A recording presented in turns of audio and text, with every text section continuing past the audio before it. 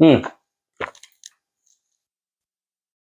Hello YouTube, and today we got an interview from Michael Davis, the director who made the movie Shoot 'Em Up.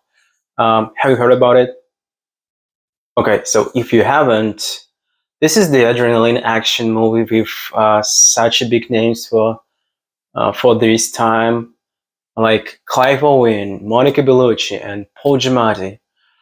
I would describe it as a funny action with funny violence, but that's me, and that's what Michael Davis says about his movie he made in Faraway 2007. We are very glad to have you here today, so thanks for your time. We're here to talk about your movie, Shoot 'Em Up, and I could say that I like the movie so much, so me and Eugene are just excited to talk about it. I'm maybe worst English speaker in the world, and I don't know English No, you're great. well enough. Okay, I have eight questions. First, you wrote the script for Shoot 'Em Up in 2000, yeah, but it wasn't filmed until 2007. Why was such a long gap? Are you familiar with the Columbine High School shooting in 2000? Yes, I heard about this. Me too, yes. So basically, like a week after I gave the script to my manager, Columbine High happened. And Hollywood decided that they were not going to glamorize gun violence and actions and shooting, right? So that immediately, shut that down. And, the film business is really difficult. You think that, if you have a great project, it's easy to finance. It's not. So I had moved on and was making these super duper low budget movies for this company, Dream Entertainment. I'm not sure the years on them, but I did a thing called 100 Girls, 100 Women, and a horror film called Monster Man that has some funny stuff in it. And Dream Entertainment wanted to do Shoot 'Em Up, but they were a low budget company. They tried to make offers. They made offers to Wesley Snipes, never heard back from him. Made a giant offer to John Travolta, who I didn't think was super right for it, but he was in that Face Off John Woo movie. So, and at this point, I'm saying any way I could get it going. And again, the agents for these actors didn't really think that Dream was a big player. They don't like their clients to work for lower budget companies because it lowers the prestige of the actor. And so we couldn't get it going, and I stopped making movies with them. And my career's been very up and down. I was struggling, but I guess this was 2005 or 2006. I went to film school at the University of Southern California with Don Murphy, who has done a bunch of movies, and he was making the Transformers movies. And he loved the script. And I also had done those animations. Have you seen the animations that I did? The Um, 15-minute animation, right? yes. And he took it to New Line Cinema, and we got very lucky, and they decided to make it. So that's the reason for the gap. Ultimately, it's Columbine High stopped me from shopping it, but as I said, I was just a independent filmmaker. I didn't have a lot of stature. The funny thing is that all my life I've been a big action fan. When I was in high school or junior high, I wrote these James Bond novels. One was called Spearhead, and the other one was called Masquerade of Death. And I always loved action films. But because I couldn't make action films, I started making these romantic comedies, 8 days a week that went to Slam Dance, 100 Girls, 100 Women. So when I got to make Shoot 'Em Up, everybody's going, why is this teen romantic comedy guy getting to make an action movie? When it should have been when I was making my teen movies. Why is this guy who loves action movies making these teen romantic comedies?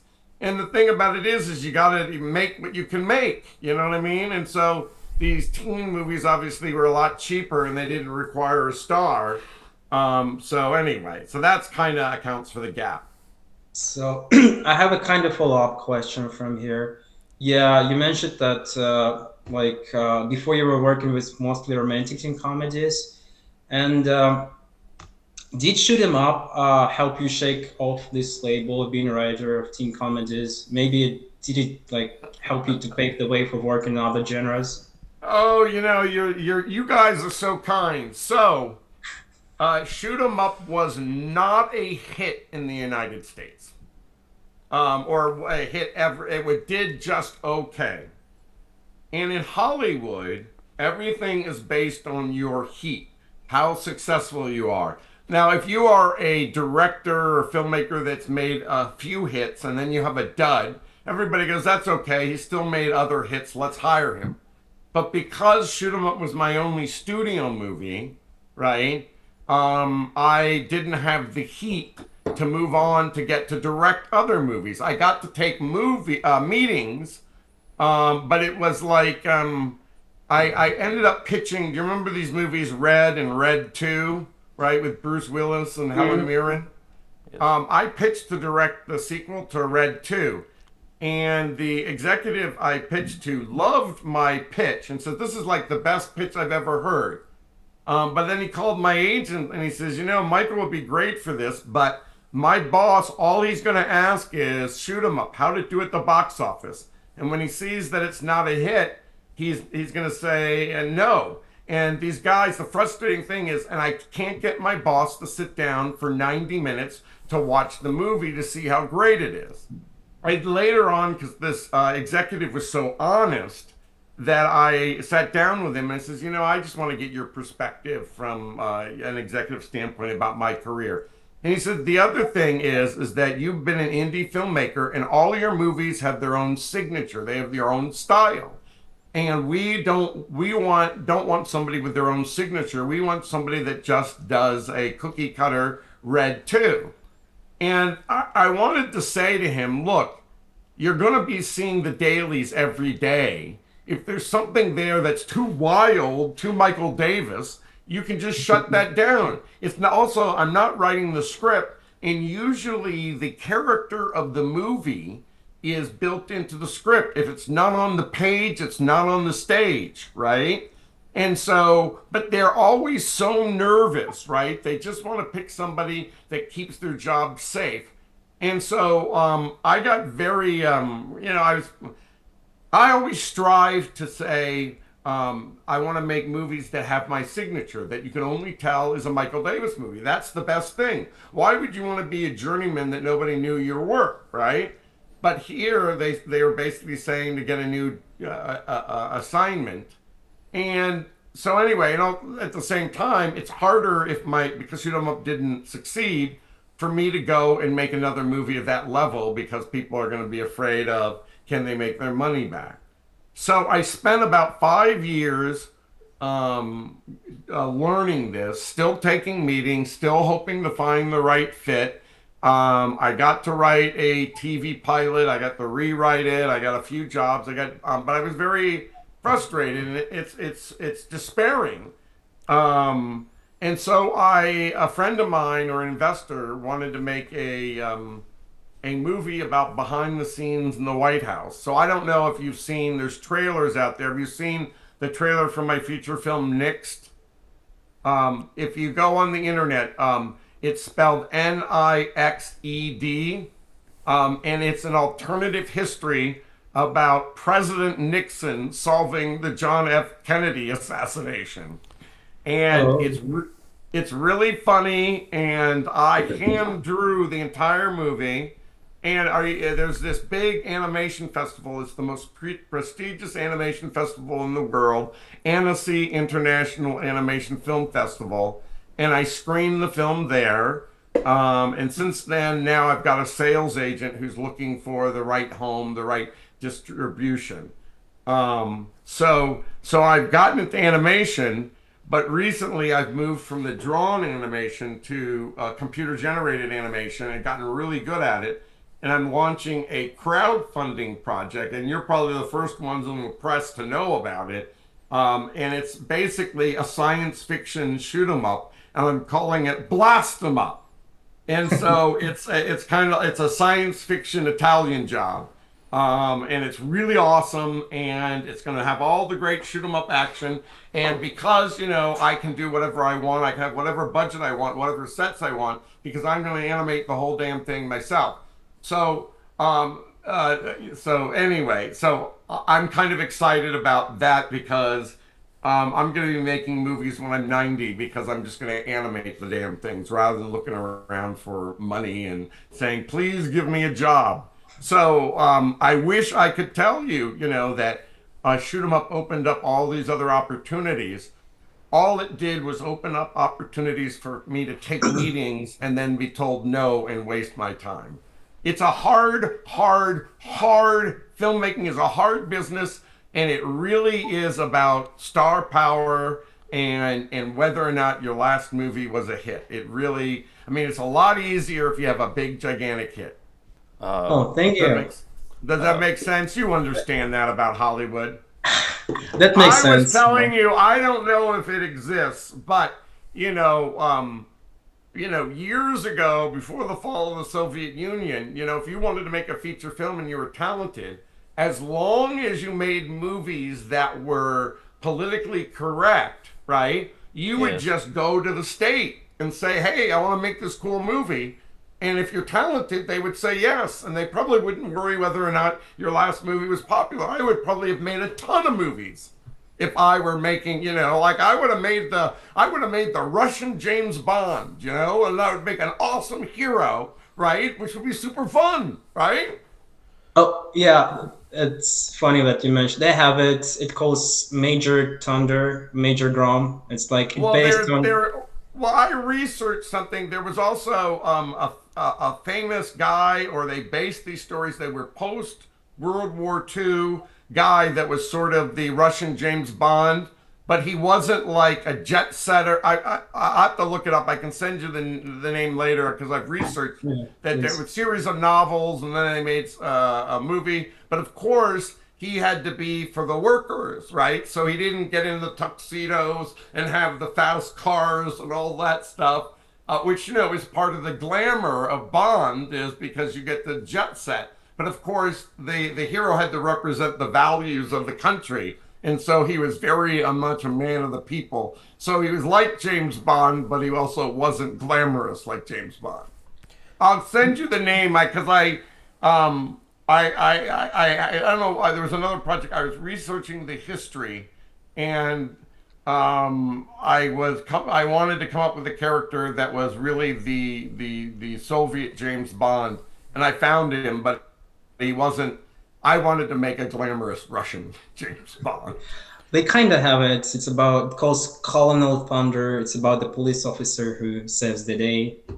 Well, you send me the name of the title, because I want to research those movies, because I gotta believe that at a certain point they're going to be awesome. Like I love action. About the star power, Eugene has another question. Eugene, yes, sort of. Вы заговорили о русском Джеймс Бонде, и, насколько я помню, ваш фильм тоже был своего рода отсылкой к Джеймсу Бонду. Но сам ваш фильм, помимо того, что в себе содержит кучу отсылок, он, как вы думаете, он вдохновил других режиссеров, чтобы они отсылались к вам? Okay, so he said you were talking about James Bond, but Eugene says that your movie was kind of the reference to James Bond. So was it? Yeah. Yeah, so, nobody writes about this, but okay, you know that James Bond's gun is the Walther PPK. Yeah, right. So in the first scene when he's delivering the baby, the gun jams, right? And Clive Owen says, piece of crap. Clive didn't really like it when I referred to it. I kept saying that the Mr. Smith was a blue-collar James Bond. But I think because he had been they had been considered for James Bond, he didn't want anything to be about this movie associated with James Bond. He wanted it to be iconic and to be his own. But in terms of, and probably he's right, because except for that piece of crap thing, there is, it's not really James Bond, but, any action who gets the girl and screws the bad guy is always compared to being like James Bond. Yeah, it is funny. I think it was like a clear reference because there was a fingerprint. So on you the... got it, but my fans didn't get it. I laugh my head off every time I see it. But you know, I mean, this isn't quite the same thing, but you know, when the Paul Giamatti character tells the limerick, there was once a woman who was quite begat, who had 3 kids named Nat, Pat, and Tat. There's fun in the breeding, but hell in the feeding when there was no tit for tat. Well, I like that because it kind of fit the moment, but that was a dirty limerick that my dad told me. And I knew that since I was a little kid. And so when I see that scene, it always tickles me because I got to put in something from my dad that my dad used to say into the movie. Насчет Джеймса Бонда. Это же смешно еще то, что его как раз номинировали когда-то на роль Джеймса Бонда, он проходил кастинг. Yeah, he said it's funny because it's funny because Clive Owen was nominated for the James Bond role. Oh, he was casted, right? He was trying to get in a movie about the James Bond. Well, no, I mean, there was talk on the internet about him being James Bond. I can't remember. I don't know whether or not he ever interviewed. And, you know, I'm actually friends with George Lazenby, who is James Bond on Her Majesty's Secret Service. And he was telling me that when you become Bond, there's so many restrictions on your life that you have to appear a certain way when you go out in public. Like, they don't really like their actors that play Bond to wear beards and have disheveled wild hair. They want them when they go out in public to present that image. And also those actors, because Bond is so iconic, it makes them harder to get other parts.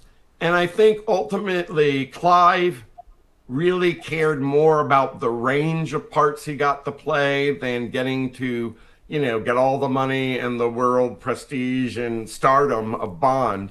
And so I don't think he really wanted Bond. It was never offered to him. It was just the people who kept saying he'd look great as Bond. He made this early movie, Croupier, if you've seen it, where he plays a casino croupier. He's in the white tux with a black bow tie, very much like Connery at the beginning of Goldfinger. And I think everybody goes, oh my God, he looks so great. He looks so tough and he's a great actor. Wouldn't it be great if he played Bond? But I don't really think that, you know, that it was, he really wanted it, and it was never offered to him. You know, I don't even know if he talked to them. You'd have to talk to the Broccolis about that, or Michael Wilson, the producers of the Bond movies, what that was. I mean, I'm very curious as to who the next Bond is. And my feeling is they always pick actors that are not quite stars yet, because then that star becomes Bond rather than just the star that he is. Like, they would never make Hugh Jackman Bond. Ewan McGregor wanted to be Bond before, you know, instead of Daniel Craig. But everybody knows these people. They like to bring somebody out of semi-obscurity, you know? Yeah, I think they were talking about Aaron Taylor Johnson playing next Bond, but I think it's just a rumor for now. Yeah, I mean, I do have to say, I mean, this is a little bit off reference, but you know, I used to be a storyboard artist, and I got to storyboard this movie, Medicine Man, that had Sean Connery, who is my favorite Bond. So I was on a movie. I was too afraid to talk to him. And then I was storyboarding this movie called Live Wire with Pierce Brosnan. And I was coming to the set to deliver my storyboards, and Pierce Brosnan yells across the set looking at me, Steven, how's Hook? How's Hook? And I'm like, are you talking to me? And I get close to him, and he thought, people used to think I looked like Steven Spielberg, and Pierce thought I was Steven Spielberg coming to his set. And I said, Pierce, I am the storyboard artist. I'm not Steven. Oh, yes, you are. And I go, no, look at the photo of Steven. I'm not him. But so I'm friends with George Lazenby. I was on a set with Sean Connery. I met Pierce Brosnan. I unfortunately, you know, didn't, you know, get to meet Roger Moore, but I'd love to meet Timothy Dalton. You know, so, you know, anyway. So I love Bond, you know, I love action movies. We can feel that in your movie, shouldn't it? How did you get famous actors like Clive Owen, Paul Giamatti, and Monica Bellucci on board? Well, you know, there's 2 things, I think. It's funny when Clive started getting his Children's of Men movie and I got my shoot 'em up project going. He said, "Oh, we are overnight successes after 15 years." And what happened is when I wrote the script, most scripts are very dense, or at least has this descriptions that are like 4 or 5 lines long and a line of dialogue and then more description. And in Hollywood, the first people that read scripts are these script readers, and then they could be young kids, they could be 20, 22 years old, and they tell people whether the script's good, and they read so many scripts that they get fatigued. So I wrote the script to shoot 'em up almost like a haiku, right? That it was one line, double space, one line, double space. So there was a lot of white space. So when the reader read it, they go, "Oh my God, this will be an easy read because I don't have to read all these words. I can just skim down." And because it was like a haiku, that it read faster. So then the action seemed faster on the page. And so people took notice of the script, and the script became this hot script. And then when we went out, and there was this site, Ain't It Cool News, it's not up anymore, or it hardly is anything, but and then all these other websites showed my animation. Everybody thought this was the coolest thing. All the fans were saying, "Please make the movie," right? And then the other thing I have to say is when a studio says they're going to make the movie, not develop the movie, but make the movie, all the agencies, "Great, job for my actors," right? So, and they don't even care whether the script is good or not, but they know they can get their actors paid. So the combination of the script being hot, the internet loving the animation, the studio saying yes, right? It's a job for an actor. We're definitely making it. I was like, after all these years of struggling, they were saying, "Oh, Russell, would you meet with Russell Crowe?" Right? Ryan Reynolds wants to play Mr. Smith, and maybe I should have, Jennifer Lopez wants to play, the part of DQ. I had all these people that, and I ended up getting to meet a lot of people, like, and it was really fun. I got to meet, like Willem Dafoe, wanted to play the Hertz character. There was just a ton of people that I got to take meetings with that weren't really right for the movie, but it was fun to be sort of, for a short moment, I was a star. And, Clive was very hot at the moment. He was going to be in Children of Men. Everybody wanted him. He was going to be nominated for an Academy Award. Mike Nichols wanted him. And, but because the script was so hot, and he actually saw the animation on the internet, and that's when he was sold on it. And then I met him for drinks, because they want to feel out, can I hang out with this guy for 6 months? Is this, is the guy for real? What is he like? And we really hit it off. I mean, he is just the nicest, coolest guy in the world. And we had a great conversation, and he was in. And then after that, it was easy. Paul Giamatti wanted to work with Clive Owen, right? And then after I had those two guys, well, then Monica Bellucci wanted to do it, and so it's really sort of, again, I was talking to you about heat and whether you're hot or you're a star. A script can be a star, the project can be a star, and so for a short moment, I had heat. Okay, how did you come up with the idea to use a carrot as a weapon? Clearly, it doesn't help anyone become healthy in a movie. Okay. So you know how in most movies the straight man or the hero is kind of boring. They don't make him eccentric. He's not odd. He's just boring, right? And I am drawn to eccentric characters, right?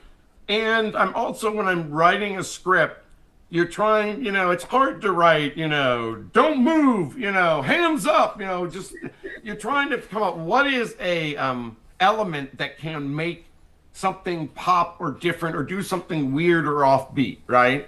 And so I always start with the concept. And here's this guy who's the greatest shooter in the world. And it's explained in the movie that carrots are supposedly good for the eyes, right? So I make him a guy that's always eating carrots, right? So he's eating carrots just because that fits the character. And it's funny, you never see James Bond eating a carrot, but this guy is destitute, right? He's probably, has not much money. And then you see in his place, he's growing a vegetable garden, right? And so that makes it, when you're having to have a dialogue scene, instead of just having explaining things, you do something that distracts the audience that you're writing expositional dialogue. Oh, so while he's giving information, he's proud of his garden, right? And you get to know him, that he's this nurturing guy. So if he's carrying the carrot, right, at a certain point, you get into situations where how is the character going to save the day? He doesn't have a weapon. He doesn't have anything, right? And so then I did it once, and I go, that's kind of good. And then there were a couple places like I don't like to repeat myself. So I my favorite one is where he shoves the carrot in the trigger guard so it pushes the trigger back so it stays so he can throw it, right? Because that's clever, right? No, actually my favorite one is when he's in the car and he can't reach the gun that's behind the back seat, yes. And he uses it to actually reach the gun, right? Because it's just kind of fun, you know what I mean? And it's his thing. And again, if the movie was realistic, I give this movie Heat a hard time because everybody thinks, the gun battle is so great. But that movie's restrained by being realistic. It's just gunshot, muzzle blast, gunshot. It's just basically flaming muzzles, right? But if you're doing something that's kind of wild and not realistic, then you can add these eccentric things in that are kind of fun, So it all starts with the script.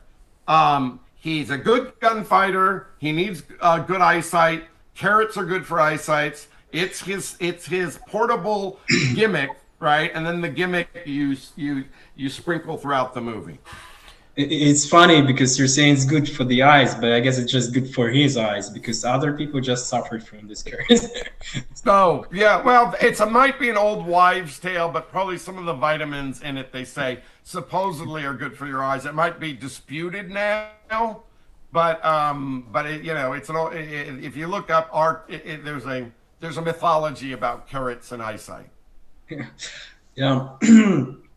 Yeah, I like your reference to Looney Tune. You're also saying it's a violent Looney Tune, and there is a reference to "What's Up, Dog." Well, I did again. I'm not the best at being collaborative because I write, I direct, I animate, but I do. One of the executives at New Line who championed me is this guy named Jeff Katz, and he said Mr. Hertz should have a Looney Tunes ringtone because that's real, right? And that's that's a nod to the audience that yes, it is Looney Tunes, and it supports the carrot thing. Like, that was a great idea. Michael must have put that in the script, but I didn't.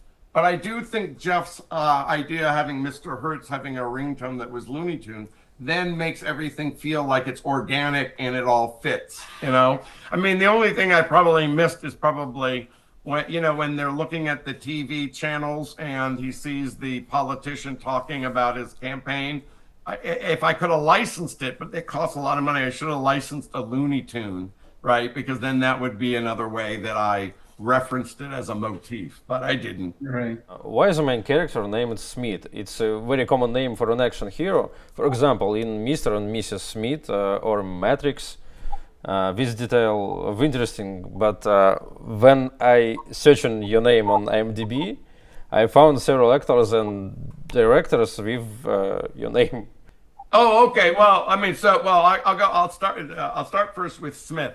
The phrase over here, John Doe. He's a John Doe. It's basically it's the generic thing. Like if you have to do an advertisement and you have to put someone's name on there that you're not going to get in trouble with the advertising and putting somebody's name on there. John Doe is like the generic name, and Smith and Jones are basically, very, very common nondescript names. Probably the character in real life is not named Mr. Smith, but there's so many Smiths in America, it would be hard to find a Mr. Smith if you were using that as your other identity, right? It's the most common name in America. That's why it is Mr. and Mrs. Smith. It's just so generic. But the other thing, somebody told me that my last name, Davis, is the 7th most common name in America. And I'm not sure, but it is fairly common, right? And yes, there are a couple other, I think there's another Michael Davis, but he uses his middle name.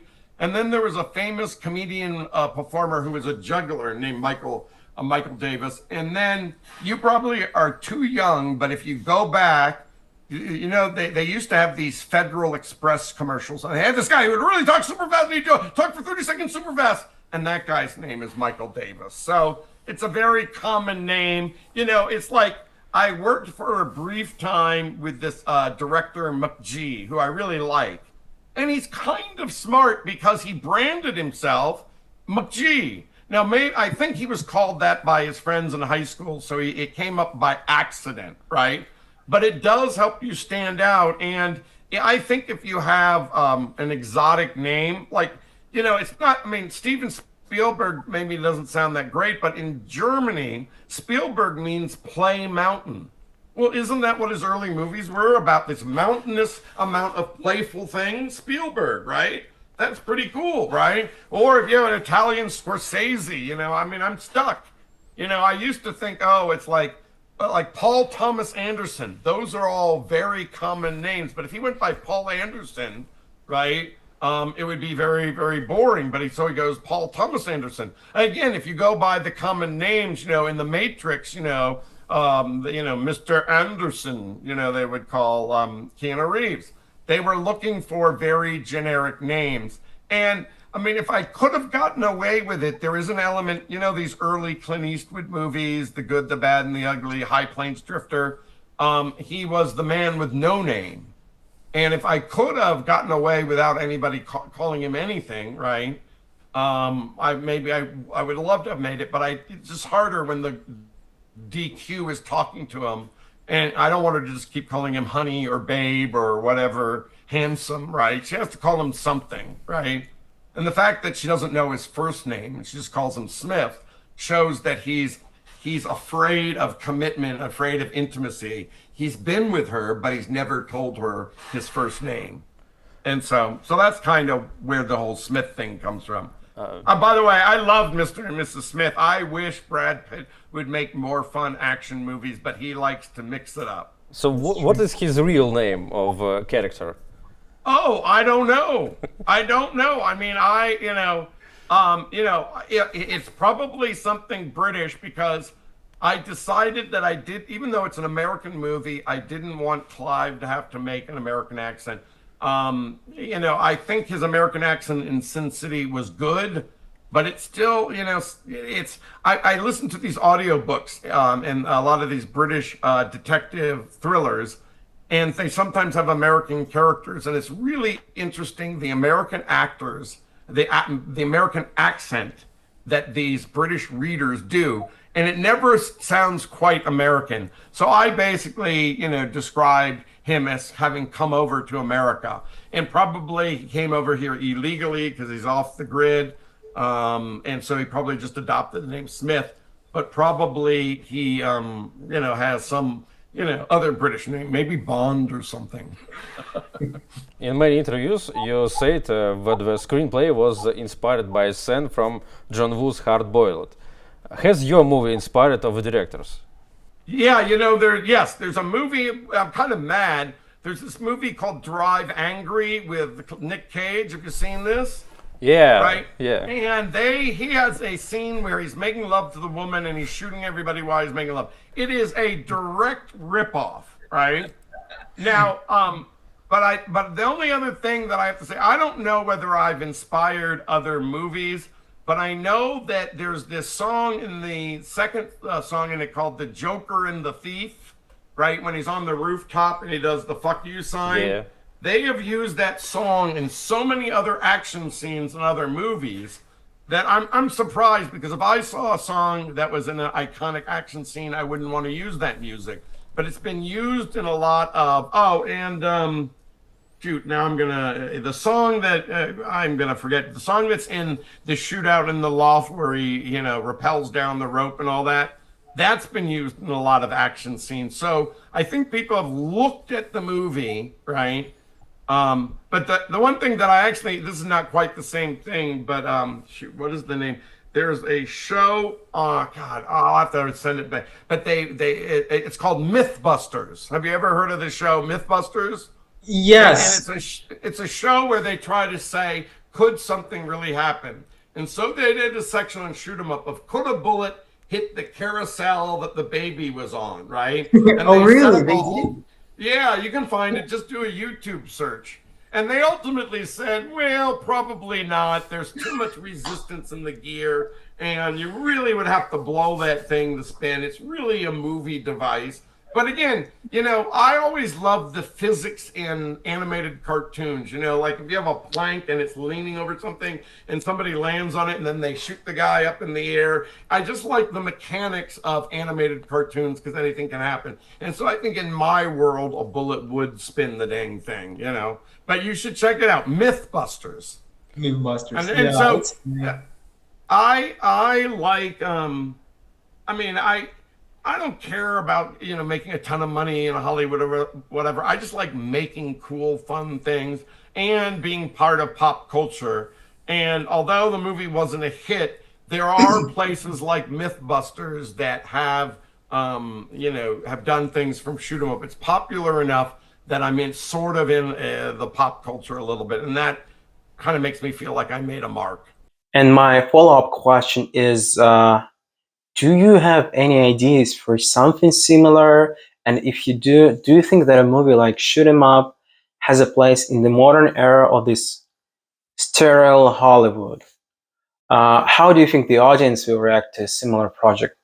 Something like I'm going to ask you. So, I'm prepping this Blast 'em Up. It's a science fiction shoot 'em up. It's all the things you can do with a blaster. So, it's basically, it's not a sequel because it's a different character and it's in the future. But tonally, it's going to be just like Shoot 'em Up, but it's going to be in the future. And I'm going to ask you when I start crowdfunding. I don't know, whether or not you guys know, Kickstarter over there. Yes, sure. Maybe Yes. when I get close to launching, maybe you can help get the word out that people should fund Blast 'em Up. So I am planning on that. I do think that John Wick is an example of this kind of movie. I mean, being a phenomenal success. And I mean, I really love those movies. I also love the lush photography. But I think it's hit or miss. I think that the streaming world has changed the landscape, and I just think that these movies should be on the big screen, but they're probably, most of movies are going to now end up on the small screen. There was a prediction about 15 years ago that Hollywood was either going to make big, gigantic, tent poles, right? Or you're going to make really small indie movies or unique movies. And the movies that are in between would not succeed. And in general, most of the action movies that are made from 40 to 80 million dollars just do okay. Like, even if you look at the Jason Statham movies, which are really good, but they're never made for a big budget, a lot of them just do okay, right? I love him. I love his movies, right? And they must be solid, but none of them are these blockbuster hits. And that's because I think the audiences, that if they want to pay the money for an action movie, they want everything. They want Tony Stark. They want the Marvel. They want the whatever, the giant stuff. And my movie was made as an not old fashioned, but like a medium budget movie. And the medium budget movies, even non-action movies that are medium budget, are struggling. And part of it is the number one, TV series are more compelling than movies, I think, nowadays. And if people see something they like, they would rather see 10 episodes of something than just 2 hours, right? But that said, I think if you have a compelling concept, this world of assassins and John Wick, Keanu Reeves he's one of my favorite actors, and the movies are so well done and so much fun that they can succeed. But again, part of it is all marketing. You have to come out at the right time. If you're a success, it's easier to market the sequel, right? And I do have to say that, I think we struggled that, like the summer before Shoot 'Em Up came out, I was they used, what a Blockbuster video store is, or the video stores. I went into the video store and I was talking to a guy, my movie's coming out, it's starring Clive Owen. And the guy goes, "Who's Clive Owen?"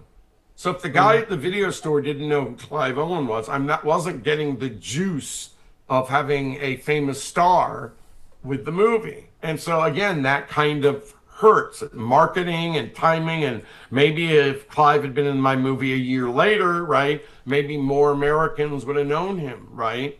There are all sorts of things, that can help with making a movie. Certainly everybody knew Keanu Reeves, and they have that great scene in the lobby, the gunfight in the first Matrix, right? And so what if we had John Wick and had all sorts of Matrix-like gunfights? I would go see that movie, and that's part of why the movie's a hit. But the director was a stuntman before, right? The Chad Stahelski. Do you think he brings something new to this genre? Yeah, I think it's great to have new. I think it's great to have new directors, and I always thought the best way to become a director is to become a screenwriter, because it's hard to find good scripts. So if you have a script that people are dying to make, you can leverage that into, okay, you can have the script, but you have to let me direct. That's basically how it happened on Shoot 'Em Up. But I think that the other way to go is if you have a relationship with an actor. And I think it was two guys that were the stunt coordinators on a bunch of the Matrix movies or whatever, but they knew Keanu, I think, and he trusted them. He knew they had good taste. And if you have the actor backing the director, even if they haven't done a feature film, right, and the script is good, I think it's great to have directors come from that background, or any background that they can find. Everybody's story of their way they got to direct is different, but some methods are harder than others. Most stunt coordinators want to direct but can't find a way to direct. So I love those guys. Just notice about Jason Statham. It's funny because he has the same scene in The Fate and the Furious. He has a gunfight with a baby on board an airplane. Is there an airplane gunfight? It is an airplane gunfight, and there is Jason Statham holding the baby on the board and shooting everybody around. The Fast and Furious movies? Yes, it's Fate and Furious. It's a gunfight in midair? On airplane with a baby. Oh my God! Well, but people tell me I'll have to check it out. So okay, we can find it. We can find it. Well, I bet you their special effects were better than mine. They also have a bigger budget. So whatever. But I'll have to check that out. That's pretty funny. В фильме «Кунг Фьюри» есть сцена, где герой падает с моста, стреляет в машину и падает прямо на водительское место. Вот, мне кажется, это тоже отсылка к вашему фильму. И, кстати, как она была снята вообще? So he says, there is an example, like the reference to your movie in Kung Fury. Have you seen it? Like the YouTube blockbuster? Kung Fu Fury, which one is that? A animated movie, or is it the Stephen Chow movie? Который на YouTube был. Didn't he do the Kung Pao Fury? I don't know. What's the movie? Kung Fu Fury? Kung Fury, yeah, it's a small budget movie, and there is a similar scene with the hero falling into his car, and also shooting through the roof window.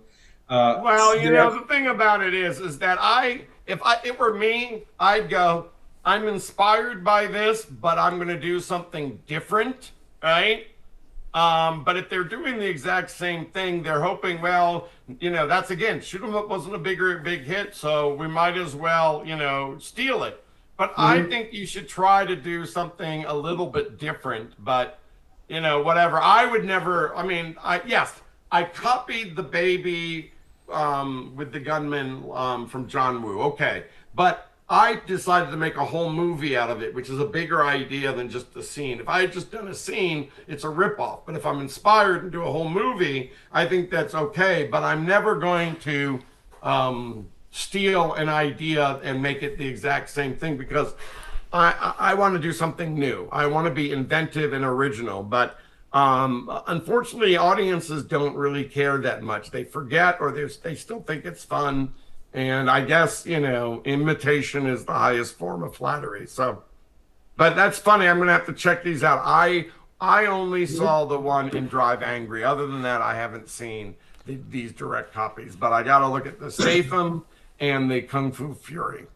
Yeah, we can help you. We can send you the codes. Yeah, send me clips. They apparently, a year after Shoot 'Em Up came out, India, Bollywood is notorious for making direct ripoffs, and they made a direct ripoff of Shoot 'Em Up with a gunman with a baby, with their India's action star. But it's so funny because that guy is like really hefty, he kind of almost has a double chin and a beard, and I'm like, this guy's not an action star, he's India's action star. And they're, but so apparently in India they made a whole movie that's a ripoff of Shoot 'Em Up. But I don't know what the title is. But, I was always pleased. I can't remember whether it's France or in London, but someone made a gigantic mural, like a 20-foot by 10-foot mural of Clive Owen from Shoot 'Em Up. And I mean, that's really cool. That's like the ultimate compliment. Really? Did a mural in a big city. That's really cool. I mean, if I can find the photo on my old computer, I'll send it to you. Maybe it's gotten painted over by now, but okay. I mean, that's like the other thing that's really neat. And if you guys are doing this for the article, there's not a lot of fan art out there, but there's some people that have made these really fun posters, right, for Shoot 'Em Up, that, are really clever and fun. And I love seeing them.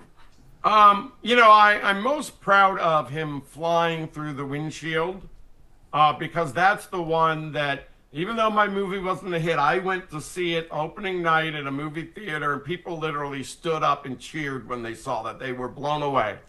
The thing that is interesting when you analyze other filmmakers, that I differentiate between spectacle and action.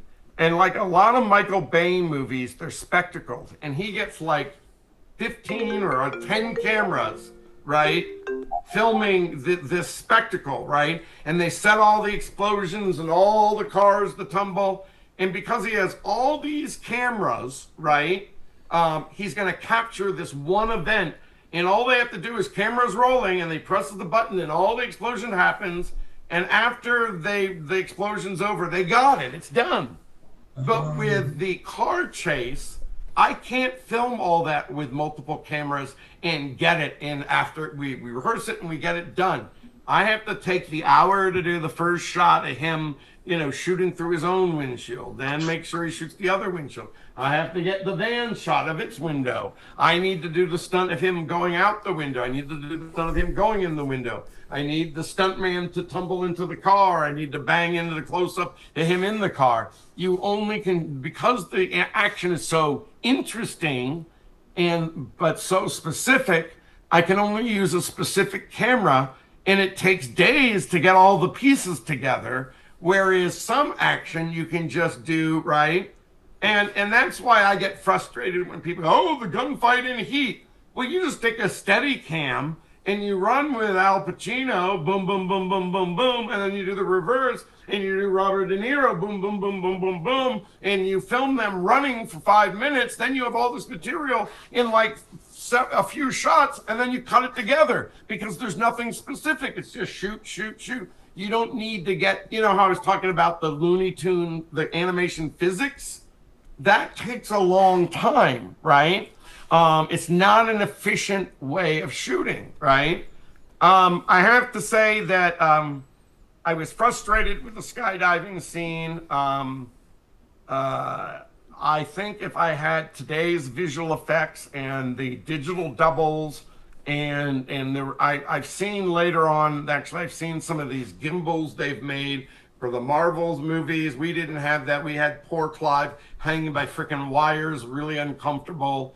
And I wanted to get more shots where it seemed like he was rushing by the camera. And nowadays, with the CGI doubles are so photorealistic, it could have been a lot cooler. And so I love the concept, and I love the fact that I got all the ideas there. That he pulls his parachute and all the crazy stuff, that him spinning around and shooting. I love the concepts, but I think the execution was not even at the time state of the art. And so, but I love the idea of it. Last year, Clive Owen said in an interview with Screen Rant that he have got very fond memories of working with you. Do you want to work with him again? Well, I would love to, but he's very busy. I love his Monsieur Spade that he does. The thing about it is that Clive has said to me many times it was the most fun he ever had. And I think part of it is the movie itself was fun. I don't think it was much of an acting challenge for him, but I think that's okay. I mean, he's done such a great range of work. I think as an actor, it might be fun to just do a fun movie. I don't have to do the super emoting. And the one thing that was interesting, I don't know whether he does this in other movies, but they made on his contract to do the movie that he would never work longer than, I think, 10 hours. And these movies, sometimes they go into overtime or whatever. Whatever happened, we had the stretches. I only went into overtime one day, but if I had, I wouldn't be able to use Clive in overtime. So I think that he felt like it was a normal, he got regular hours. There was not insane hours, very relaxed shoot. The movie had minimal diet and not that much dialogue. So there was less work, from just memorizing your line standpoint. And everybody on the crew was so energized. I think he really loved my director of photography was this guy, Peter Powell, of Crouching Tiger, Hidden Dragon. And Peter was so prepared that we would be filming in one location and he'd have half his crew at the location that we would be at the next couple days. And so whenever we moved a location, we were almost ready to shoot. So there was a lot less waiting around, and we moved very quickly, and actors don't like waiting in their trailers. And so I think Clive really liked Peter Powell because he was so efficient, and so fun. And when an actor loves the entire crew, right? I mean, he's working with an Academy Award cinematographer. It's a fun project, and everybody's loving what they're doing, and I'm kind of a kooky guy, and I'm pretty relaxed, and most of the time, when we did a take and I would want another take, I would start telling him and he'd complete my sentence because he would know exactly what could be better. But, he was getting things, in the first 3 takes and move on. And I think all of that made it a fun experience for him. So, yes, he has said that. And I'm really glad that it was a great experience. I had a great time making it. Я бы еще хотел спросить по поводу композитора Пола Хаслингера. Что можете сказать о работе с ним? He's asking about the work with the composer Paul Haslinger, if I pronounce it correct. What can you say about the work with him, collaboration? Oh, well, I was a fan of Tangerine Dream, which he was a member of years ago. I just thought he got the movie. And he kind of brought a kind of very contemporary sound to it. Usually when he delivered a cue, it was either 100% perfect or 95% there. It was super fun working with Paul. He was really, really great. I have it's not a personal question, I guess, but I'm a graduate student and my major is dramatic writing. So my question is, could you tell about your process of writing? How do you come up with the ideas, characters? Well, you know what? Can I tell you the 2 books that I tell screenwriters to read that are better than any writing class you can ever have? I would be glad to, yes. Okay. There is a guy in Hollywood. His name is John Truby. His last name is Truby. And the book that is available is called Anatomy of a Story or Anatomy of a Screenplay. I can't remember which, but you can find it on Amazon. And you know how a lot of these people in screenplays, they talk about a 3-act structure? Yes. Well, John Truby doesn't do 3-act structure. He does it by 22 steps. And the 22 steps make it easier to know exactly how to fill out your movie. It's not like, oh, here's an act break, now what do I do in between? He has 22 steps that he thinks helps make a great drama, okay? And then if you like his book, he also has a website. Go to truby.com, and he has either audio tapes or DVDs or downloads of his classes of the action movie, the horror movie, the crime story, the romantic comedy. And he talks about, he has these 22 steps, but he says each one of the genre hits one of these steps harder or in a different way, right? He also has this, at the end of each class, he talks about how can you transcend the genre? How can you take the action film and not just make it like every other movie? How can you make it super great? How can you transcend what's already been done? So John Truby, get his book and then or his audio or DVDs at truby.com. So and do then, you also I'm sorry. on. Do you also Well, the last follow thing- these 22 steps or? Yes, I always, even though you looked at them every single time, I bring out my old Truby notes and I look at them. I'll give you an example in a moment, but I don't want to forget the second book that you should read, right? Sure.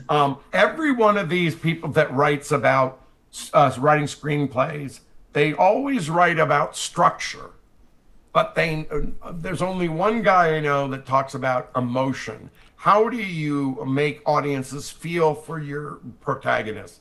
And there's this guy, his name is Carl with a K, Karl Iglesias, with an Igelias. Again, Amazon. Carl Iglesias, and he has a book called Writing for Emotional Impact. And he basically talks about how do you make audiences feel for your character.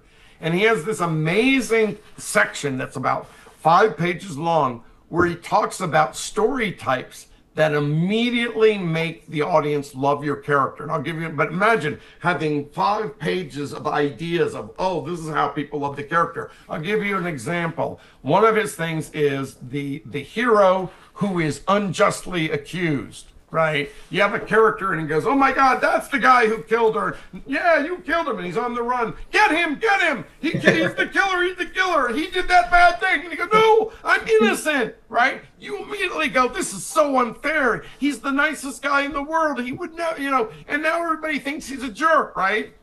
Well, picture having 5 pages of him describing situations that make you go immediately love that character. But like,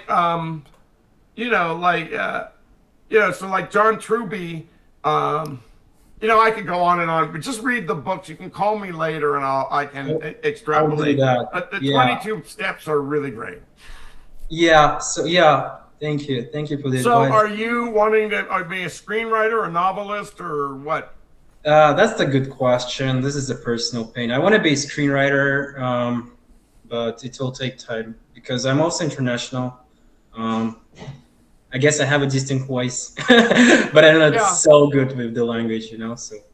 Well, but again, if I could be like a big successful filmmaker in my own country, forget being a worldwide filmmaker.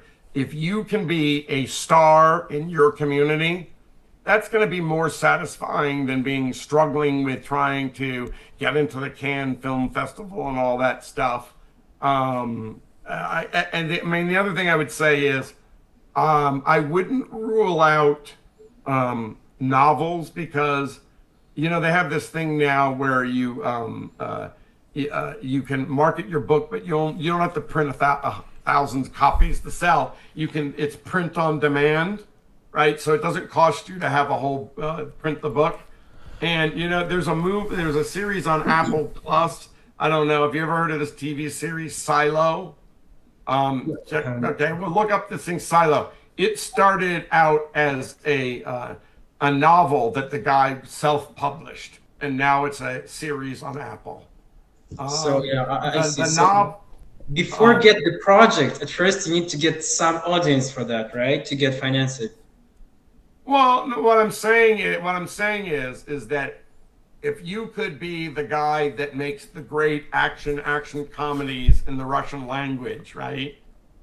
Wouldn't that be more awesome than having to come to Hollywood and deal with the language barrier and all that stuff? And then everybody goes, they end up making the English language version of your hit movie, right? Yeah.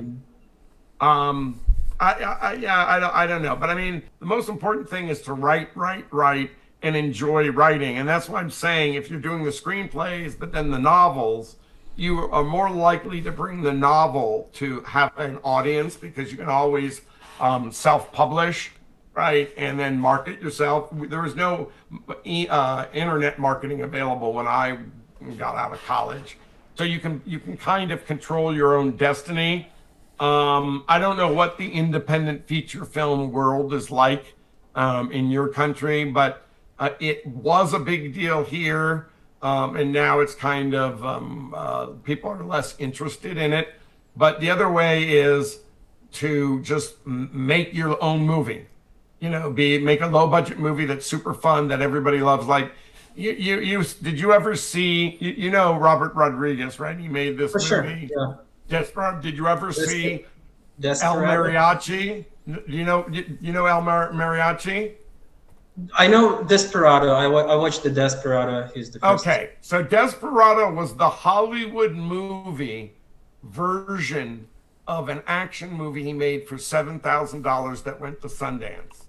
And El Mariachi is better than Desperado.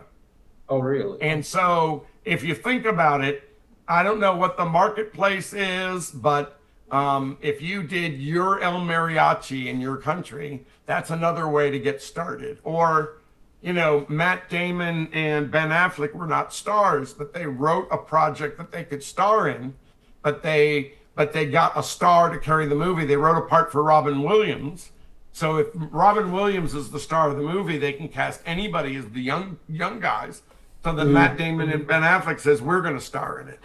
There are all sorts of ways to find a way to get noticed.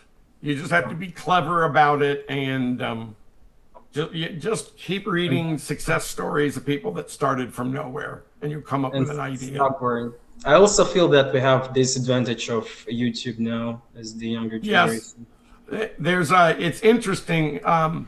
Have you ever heard of this YouTuber guy named Freddie W? Freddie Wong? No. He also has a thing called Rocket Jump. Go on the internet. He might not be as prolific as he was, but for like a period of about 5 years, he was making these action internet shorts, but he was also using off-the-shelf software to do visual effects. And he was making $400,000 a year because he got so many millions and millions of views of his crazy videos. Like, do you know this video game Minecraft?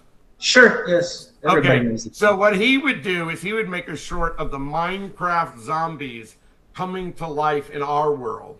And he would do his own, he wouldn't hire a visual effects company, he knew how to do the effects himself. He'd make a short film of he and his friends shooting at the Minecraft zombies, and he'd post it, and he would get a ton of views. And I think, he ended up doing a TV series for Hulu.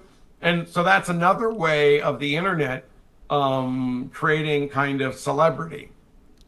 He was on the Jimmy Kimmel show. He was on, Jay Leno, because he was this internet phenomenon.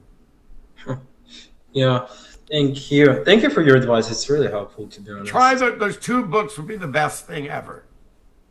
Yeah, and Eugene wanted to show something. I found funny detail because Daniel Craig gave us interview 12 years ago. Oh, wow, that's fantastic. Although Daniel Craig is on my shit list because I hated the last Bond movie, and I hated the fact that Bond died, and it made me. Bond movies are supposed to make you feel great walking out of the theater. I felt terrible leaving that theater. And now I can't watch any of the Daniel Craig Bond movies because I know where they're going to end up.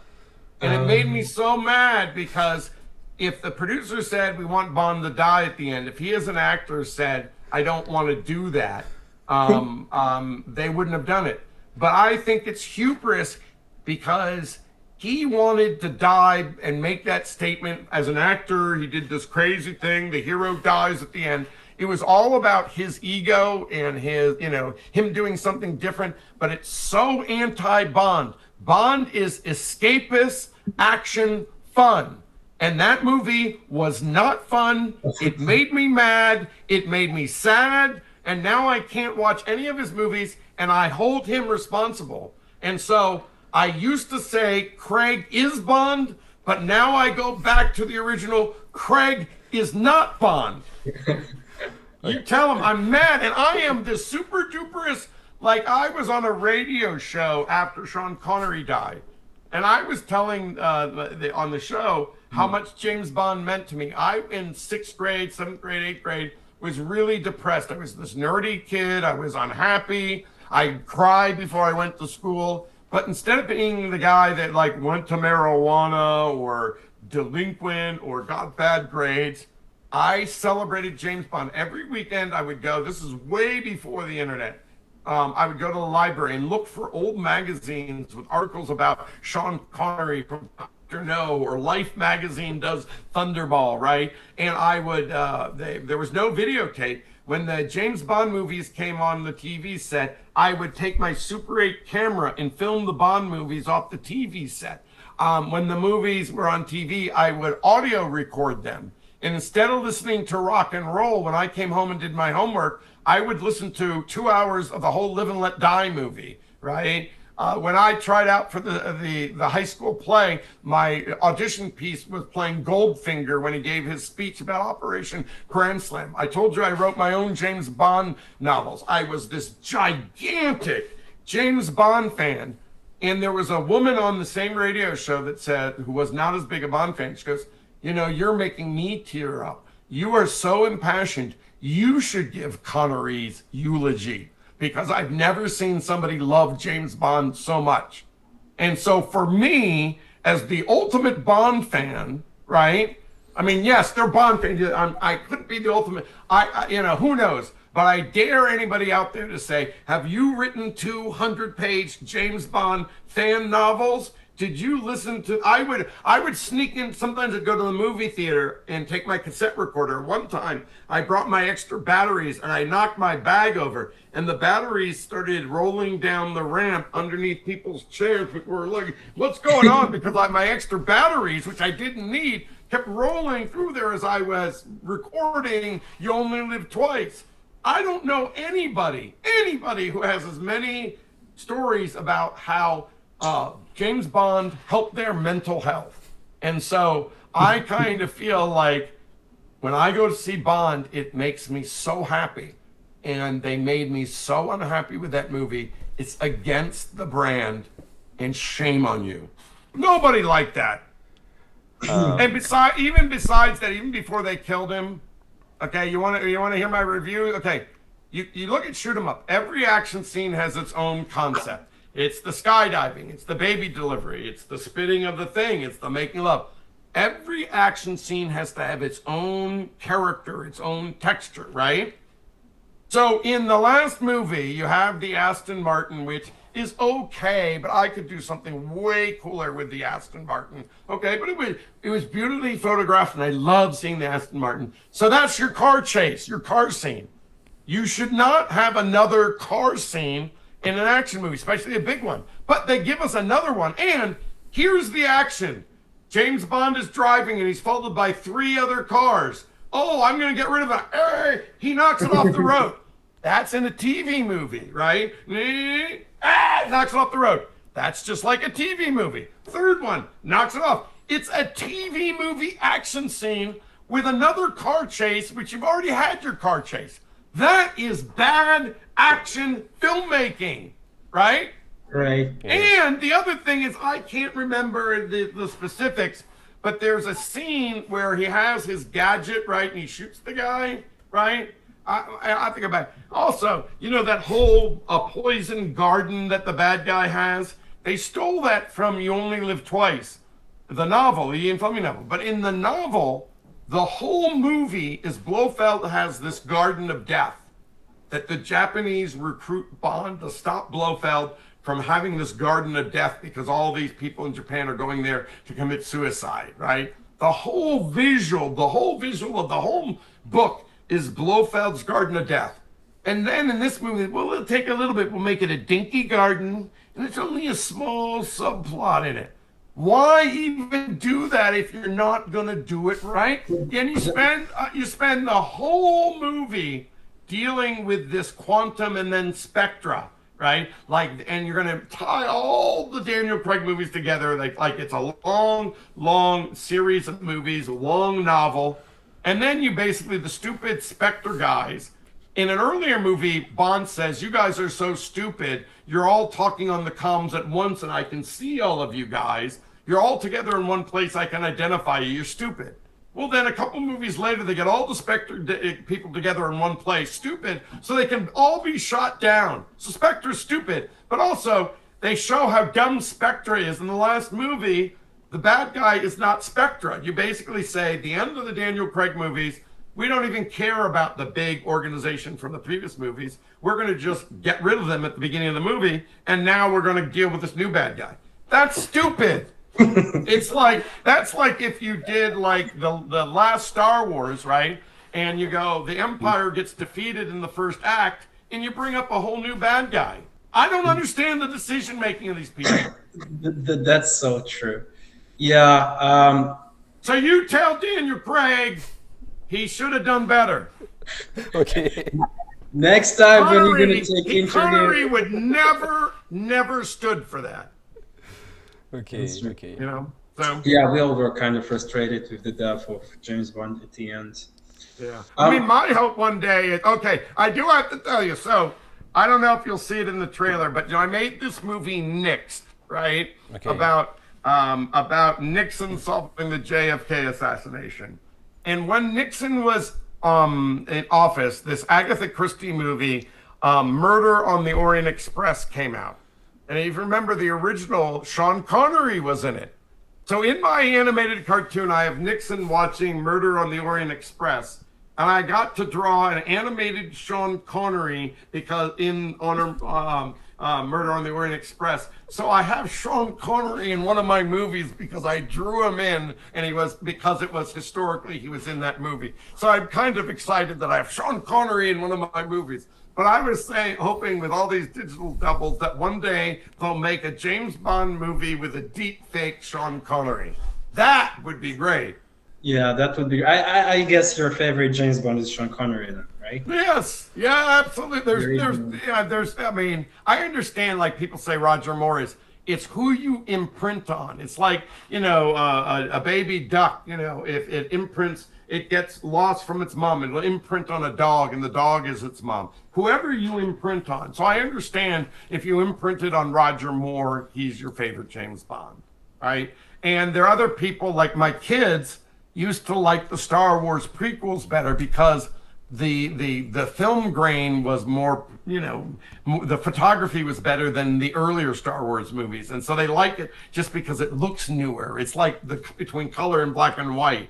And there's some people today that probably watch the Daniel Craig movies and think they're state of the art and he's their favorite Bond. But if you really look at because, you know, even like, you know, like when the modern blockbuster, action blockbuster really started with the Bond movies. There never used to be lines around the block for a super fun, crazy, fun movie, action movie, until the Bond movies.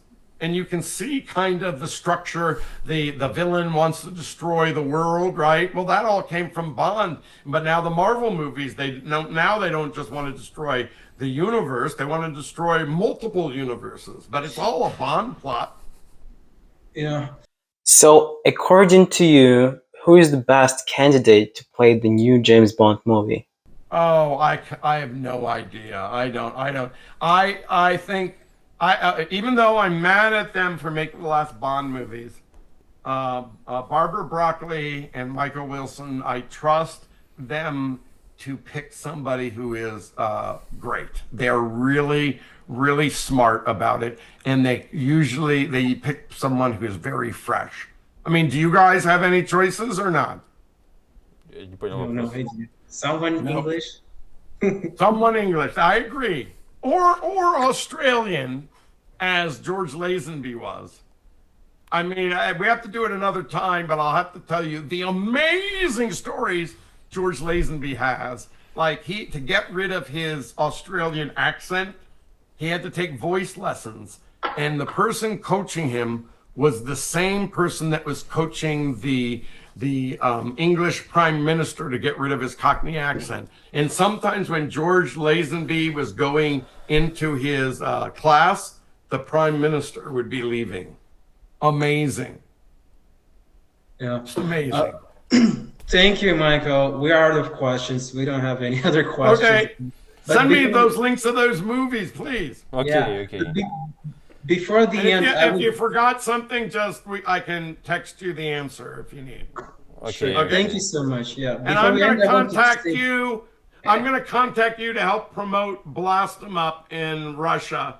All right. You know, and I don't know how you publish or when the publishing is, but I'm thinking of May, June, or whatever. If you can help me get the word out, because I really want to get the funding to make Blast 'em Up. We'll be glad to help with that. Okay, that'll be really great. You'll love it. You'll love seeing the video when I send it to you at some point. Thank you. We will Okay, wait for thank the you. materials to Thank you watch. very I much. appreciate it. Have a I'm- great Thank you. day. And Okay, you too. I'm appreciated. Thank Bye-bye.